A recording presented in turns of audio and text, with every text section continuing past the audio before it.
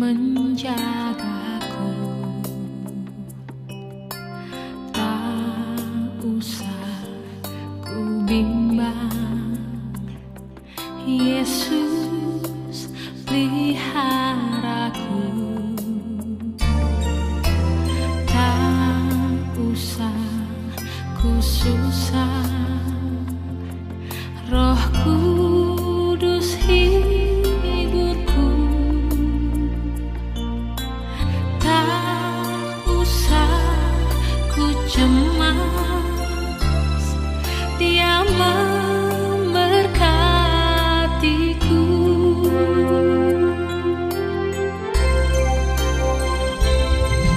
El Shaddai, El Shaddai, Allah Maha Kuasa. Dia besar, Dia besar, El Shaddai mulia. El Shaddai, El Shaddai, Allah Maha Kuasa. Berkat-Nya melimpah, El Shaddai. Bapak, Ibu, saudara-saudari, sahabat-sahabat muda sekalian dikasihi Tuhan, Shalom, damai sejahtera untuk kita semua. Tidak terasa kita sudah 6 bulan sejak kita memasuki masa pandemi, di mana kita semua saat ini mungkin sedang galau, kita bimbang, kita nggak tahu harus bagaimana, dan sebagainya. Di bulan Agustus ini, Go Kitab Suci Lingkungan kembali hadir untuk Bapak Ibu semua, di mana pada pertemuan bulan Agustus 2020 ini, kita sama-sama akan mempelajari satu perikop yang saya percaya Bapak Ibu semua sudah familiar, kita semua sudah sering tahu, bahkan mungkin dari sejak kita masih dibina iman anak atau remaja. Kita sama-sama pada pertemuan kali ini akan mempelajari dari Matius 14, 22 sampai 33, yaitu perikop yang berjudul Yesus berjalan di atas air.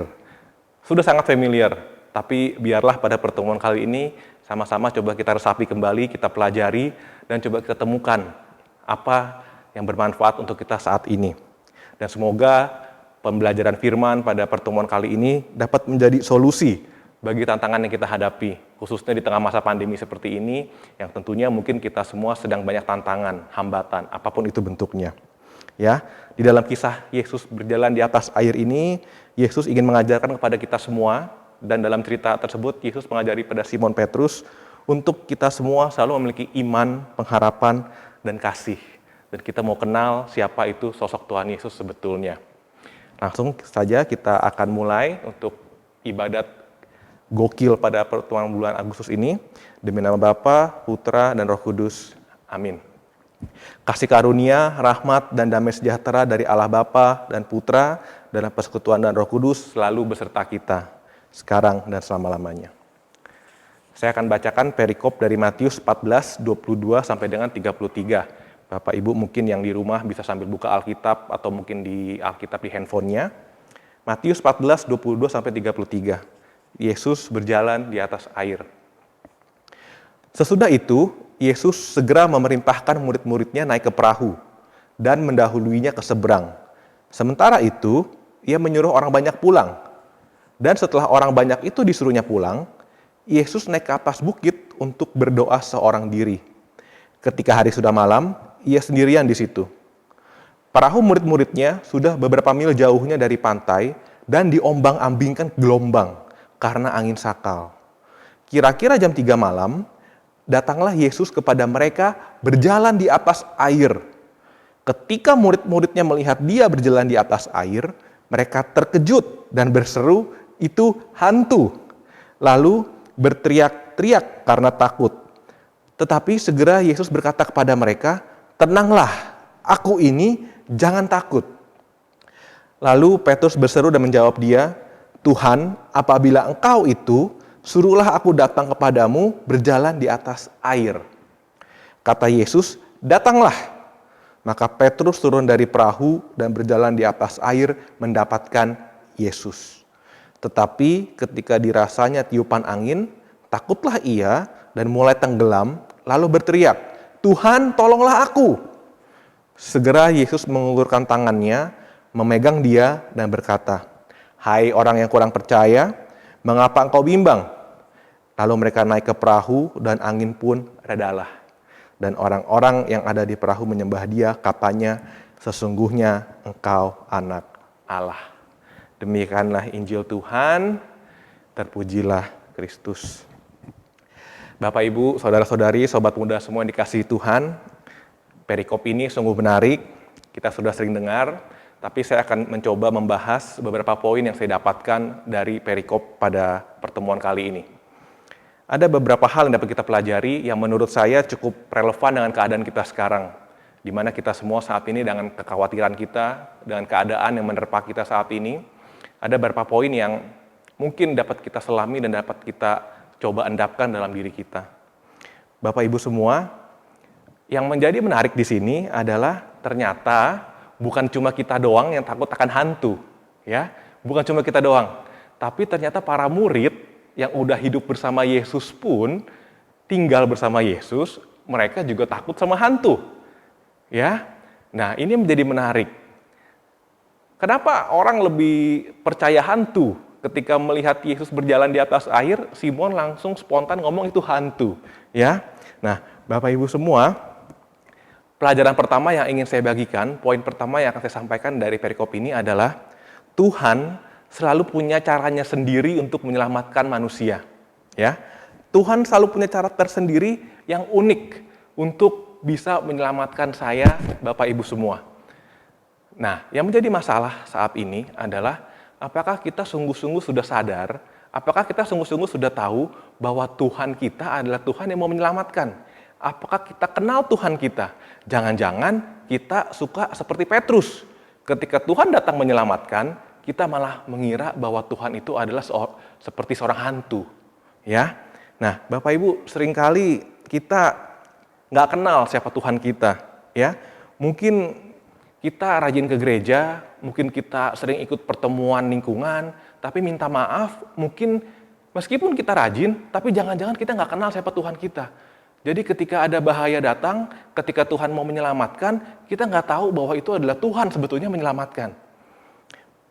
Ada beda antara tahu dan kenal, Bapak Ibu. Kalau tahu, kita sekedar tahu. Tapi kalau kenal, kita sungguh-sungguh kenal dia secara pribadi. Kita tahu siapa dia, pribadinya seperti apa yang dia katakan kita tahu.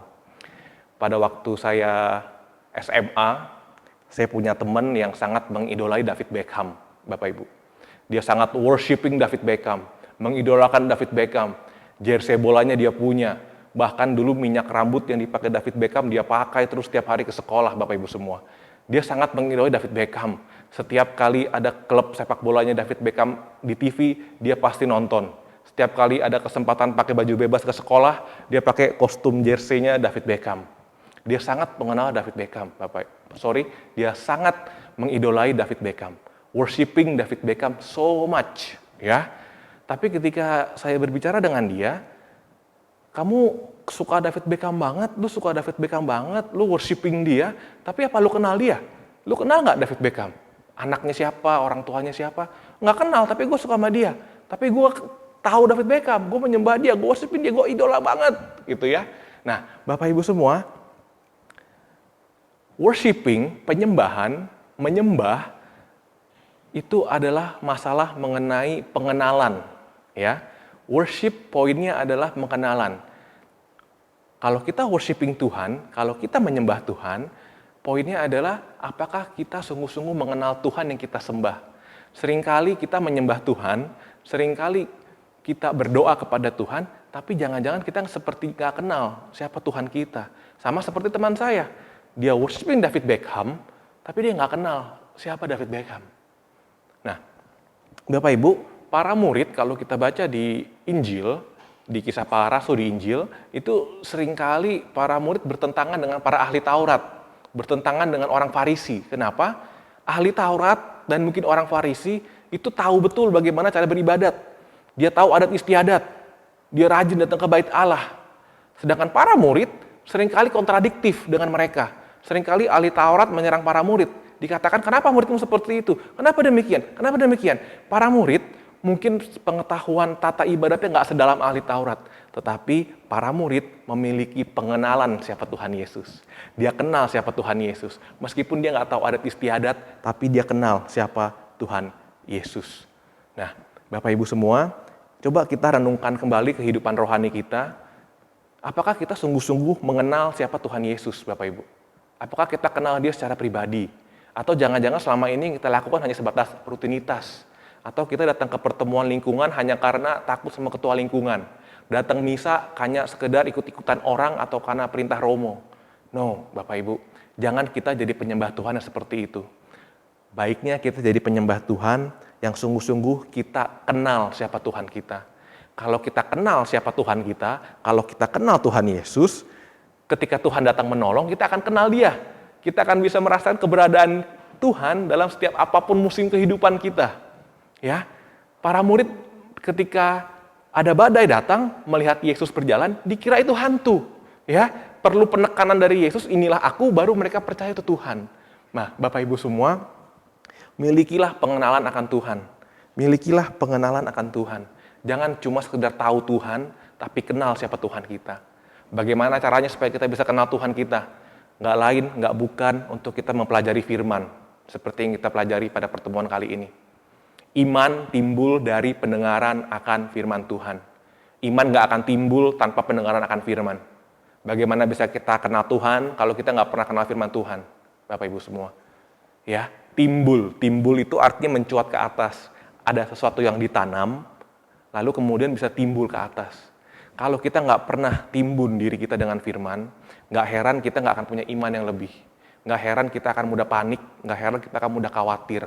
Kenapa? Karena kita diisinya oleh hal-hal yang nggak baik. Selama masa pandemi, saya nggak tahu Bapak Ibu apa yang dilakukan sama work from home. Beberapa teman nonton Netflix, nonton drama Korea gitu kan, galau-galauan, tangis-tangisan. Nggak heran ketika ada pandemi seperti ini, yang muncul ke permukaan bukannya sukacita, tapi ikut-ikutan galau karena ikut-ikutan drama Korea. Ya, nah oleh karena itu Bapak Ibu semua sekali lagi, kenali Tuhan kita yang menyelamatkan, kenali pribadi Yesus dengan cara apa? Pelajari firman Tuhan. Karena iman timbul dari pendengaran akan firman Tuhan. Dengan mempelajari firman, kita akan tahu apa yang Tuhan katakan. Kita akan memiliki hikmat, kita akan tahu sesuatu bisa menjadi apa. Apa yang harus kita lakukan di tengah pandemi seperti ini. Kira-kira kalau dalam keadaan seperti ini, apa yang Yesus lakukan? Itu semua bisa kita pelajari di Alkitab, Bapak Ibu. Ya, itu yang pertama yang kita pelajari pada pertemuan kali ini. Tuhan memiliki caranya untuk menyelamatkan. Oleh karena itu kita perlu tahu dia. Paham bagaimana caranya Tuhan Yesus menyelamatkan kita. Lalu poin kedua yang saya mau bahas lewat perikop pada pertemuan kali ini adalah ketika kita ada masalah, ketika kita ada tantangan, ada rintangan, jangan fokus pada besarnya masalah. Jangan fokus pada besarnya tantangan yang kita hadapi. Ya, ketika kita menghadapi masalah, ketika kita menghadapi tantangan, basically ada dua zona yang bisa kita pilih untuk kita masuki. Kita mau masuk dalam zona ketakutan, atau kita mau masuk dalam zona iman, Bapak Ibu. Zona takut itu adalah zona frekuensi di mana iblis bekerja. Tapi zona iman itu adalah frekuensi di mana Tuhan Yesus bekerja. Petrus ketika melihat Yesus berjalan di atas air, ketika matanya fokus, hatinya fokus kepada Tuhan, dia bisa berjalan di atas air, Bapak Ibu semua. Dia berada dalam zona iman. Dia fokus kepada Tuhan Yesus dalam zona iman, dan dia bisa melakukan perkara besar. Dia bisa melakukan mukjizat, yaitu berjalan di atas air. Tetapi ketika badai datang, terjadi angin ribut, tiba-tiba Petrus yang sudah berada dalam zona iman, dia langsung pindah zona. Dia langsung pindah zona ke zona ketakutan. Dia takut ketika badai datang, ketika angin ribut. Sontak ketika angin ribut datang, dari yang awalnya berjalan di atas air, Petrus langsung jatuh tenggelam. Ya, artinya ketika kita pindah dari zona iman ke zona takut, akan ada satu perubahan yang terjadi. Dalam zona iman, kita bisa melangkah dengan pasti, kita bisa melakukan perbuatan besar, kita bisa melakukan mukjizat. Tapi kalau kita dalam zona takut, kita nggak akan bisa melakukan mukjizat, Bapak Ibu semua. Kita akan tenggelam dalam ketakutan kita. Saat ini lagi virus corona di mana-mana, korban terus bertambah setiap hari.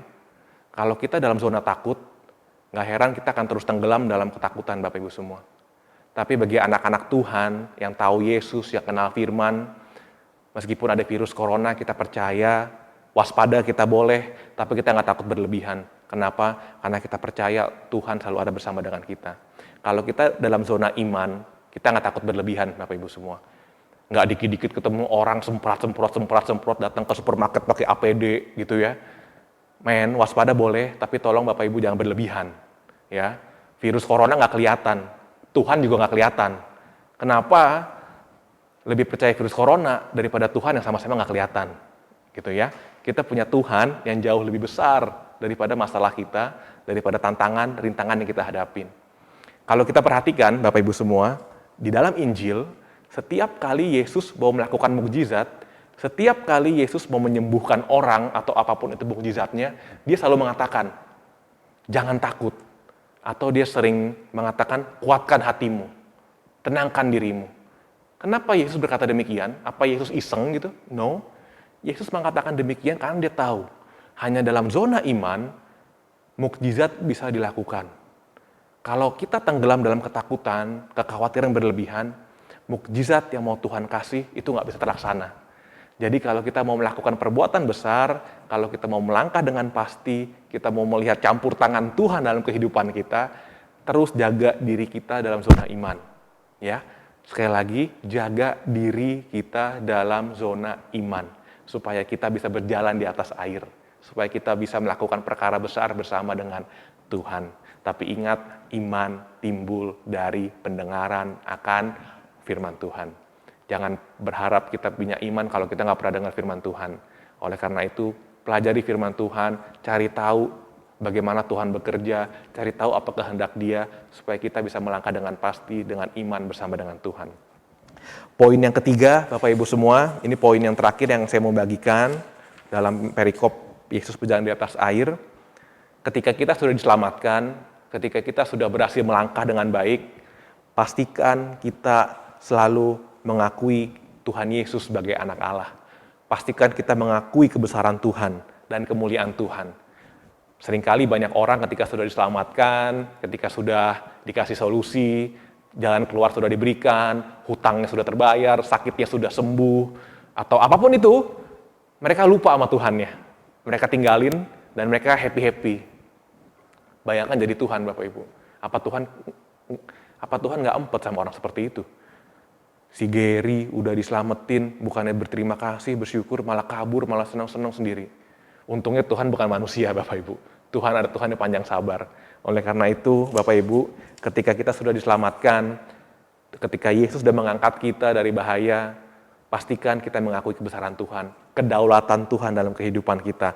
Hanya Dia yang berkuasa sepenuhnya atas kehidupan kita, Dia yang selalu menuntun kita dalam roh dan kebenaran. Oleh karena itu, Bapak Ibu, bahan saya sudah selesai pada pertemuan kali ini. Sekali lagi saya mau tekankan, pastikan kita semua yang pertama kenal siapa Tuhan kita, supaya kita tahu bagaimana cara menyelamatkan. Yang kedua, ketika ada masalah, jangan fokus pada masalah, tapi lihat Tuhan yang lebih besar. Yang ketiga, ketika kita nanti sudah melangkah dengan pasti, dengan selamat, pastikan juga kita mengakui kebesaran Tuhan dalam kehidupan kita, kedaulatan Tuhan dalam kehidupan kita. Kita bukan apa-apa, kita hanya manusia biasa, Bapak Ibu semua. Hanya dengan virus kita semua bisa binasa, gitu ya. Tapi Tuhan kita lebih besar dari segala masalah yang kita hadapi. Kitab Efesus, kitab imamat. Bersama Yesus kita selamat. Demikian Bapak Ibu renungan firman untuk pertemuan kali ini. Ada beberapa PR yang mungkin bisa jadi bahan kita untuk kita renungkan ketika kita lagi berdoa. Apakah kita sungguh-sungguh sudah mengandalkan Tuhan dalam hidup ini? Atau kita hanya mengandalkan diri sendiri? Lalu ketika kita dalam kesulitan, apakah kita masih mempunyai iman, harapan, dan pertolongan kasih Allah yang janjikannya? Apakah Anda punya pengalaman pribadi akan kasih Allah? Lalu yang terakhir yang mungkin kita bisa renungkan, menurut Anda sendiri, menurut kita sendiri, siapakah Yesus itu? Saya ulangi, refleksi kita untuk kita jadi bahan permenungan dalam doa kita. Apakah kita sudah mengandalkan Tuhan dalam kehidupan sehari-hari? Dan ketika kita sudah mengalami kesulitan, ketika kita dalam kesulitan, apakah kita masih mempunyai iman, harapan, dan kasih? Apakah Anda punya pengalaman pribadi akan kasih Allah? Dan yang terakhir, menurut Anda, menurut saya, menurut kita semua, siapakah Yesus itu? Baik, selanjutnya kita akan masuk ke dalam doa, sekaligus kita akan doa penutup. Allah Bapa dalam kerajaan surga, kami mengucap syukur untuk setiap kebaikan Tuhan, untuk pertemuan Go Kitab Suci Lingkungan untuk bulan Agustus ini. Tuhan Yesus, kami sudah belajar tentang Injil yang mengatakan bahwa Yesus berjalan di atas air. Tuhan, kami percaya Engkau ada tengah-tengah kami.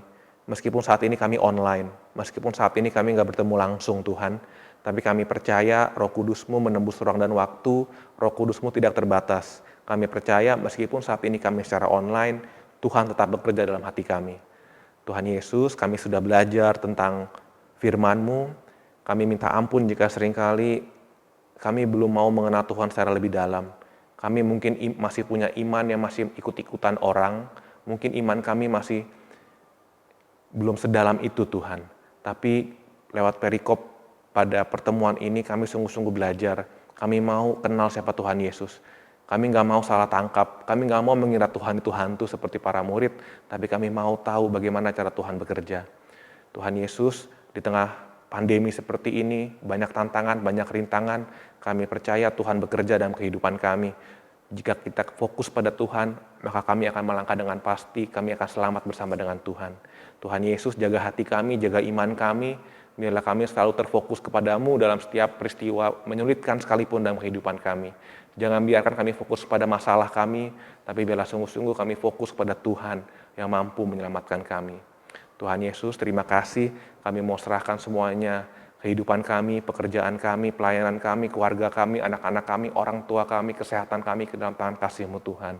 Karena kami percaya Engkau Tuhan Yesus Kristus, Tuhan dan Juru Selamat kami, Allah hidup dan berkuasa, kini dan sepanjang segala masa. Doa penutup. Allah Bapa yang Maha Pengasih, Engkau yang bertahta dalam kerajaan surga, kami memuji dan memuliakan Dikau, dan kami mengucap syukur dan terima kasih untuk boleh mengandalkan janji-Mu menyertai kami di dalam setiap langkah hidup kami. Demi Kristus Tuhan dan pengantara kami, yang hidup dan berkuasa bersama Dikau dalam persekutuan dan Roh Kudus, kini dan sepanjang masa. Amin. Marilah kita memohon berkat Tuhan. Tuhan beserta kita, sekarang dan selama-lamanya. Semoga usaha, perjuangan, dan pelayanan hidup kita dan segenap anggota keluarga kita selalu dilindungi dan diberkati oleh Allah Maha Kuasa, Bapa, Putra, Roh Kudus. Amin. Susah, ku susah, rohku